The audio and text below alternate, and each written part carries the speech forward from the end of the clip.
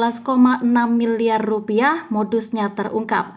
Kasus investasi bodong kini masih terjadi di Indonesia. Kali ini diketahui ada 2 perempuan menjadi dalang penipuan berkedok investasi.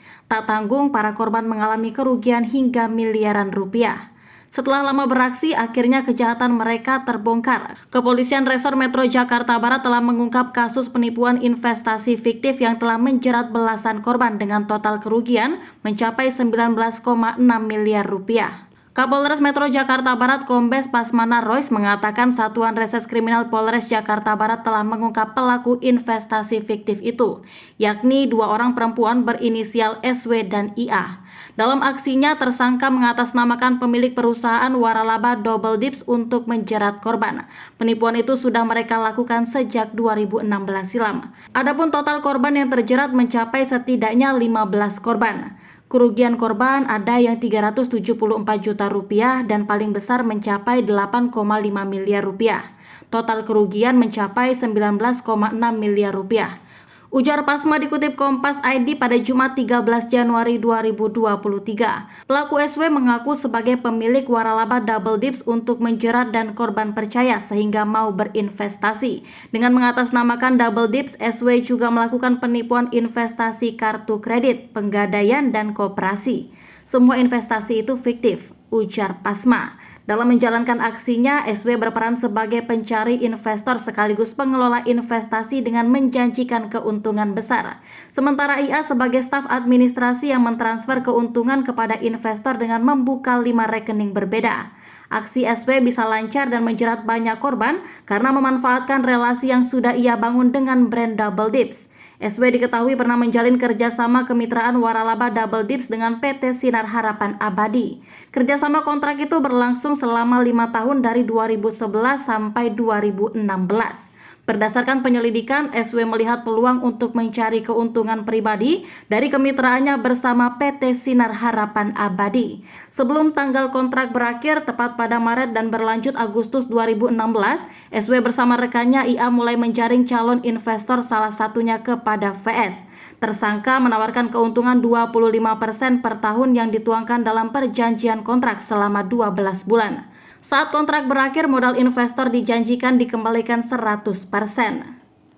Sejak 2016 hingga Maret 2022, SW meluaskan aksi penipuannya berupa investasi fiktif kartu kredit, koperasi, dan pegadaian. Para investor tergiur dengan penawaran dan keuntungan investasi yang ditawarkan oleh SW.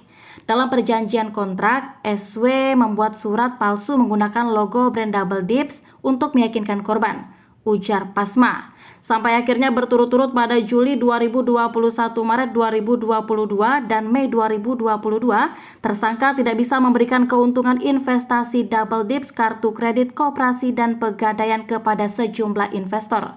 Sampai akhirnya berturut-turut pada Juli 2021, Maret 2022, dan Mei 2022, tersangka tidak bisa memberikan keuntungan investasi Double Dips, kartu kredit, koperasi, dan pegadaian kepada sejumlah investor.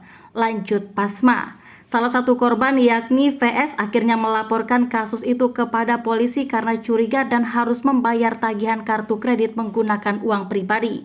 Atas tindakan penipuan investasi fiktif ini, SW dan IA dikenakan pasal 378 Kitab Undang-Undang Hukum Pidana, junto pasal 55 ayat 1 dengan ancaman hukuman 4 tahun penjara. Merasa kecolongan, Kepala Legal PT Sinar Harapan Abadi Zairin menuturkan pihaknya merasa kecolongan atas kasus investasi fiktif yang mencatut usaha waralaba Double Dips. Ternyata kami ketahui tersangka sudah melakukan kegiatan dari 2016. Artinya kami kecolongan dan kami tidak tahu dia melakukan kegiatan ini tanpa sepengetahuan kami sampai sedemikian rupa perbuatannya, kata Zairin. Zairin menjelaskan bisnis PT Sinar Harapan Abadi melalui Double Dips bergerak di waralaba donat, minuman, dan bakery. Pihaknya tidak pernah melakukan kegiatan investasi atau menawarkan investasi kepada siapapun. Sejumlah korban, kata Zairin, pada 2022 pernah datang dan meminta klarifikasi terkait dengan investasi kepada perusahaan. Namun menurut Zairin, kedatangan sejumlah korban terlambat. Andai kata mereka verifikasi lebih awal sebelum menanamkan investasi, saya yakin kejadian ini tidak akan terjadi. Tersangka bukan pemilik perusahaan, namanya tidak ada dalam badan pendiri perusahaan, bukan pemegang saham, bukan direksi PT Sinar Harapan Abadi, sertifikat merek Double Dips bukan atas nama tersangka, ujar Zairin.